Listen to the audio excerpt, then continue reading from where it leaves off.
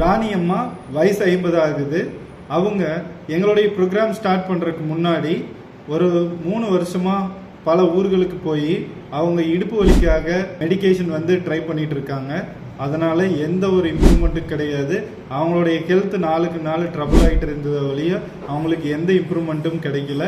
ஆனால் one fine day ரொம்ப முதுகு வலி ஆரம்பித்து அவங்க டாக்டர் போய் மீட் பண்ணும்போது டாக்டர் சொன்ன ஒரே விஷயம், நீங்கள் வெயிட் லாஸ் பண்ணணும் அப்படின்னு சொல்லிட்டாங்க.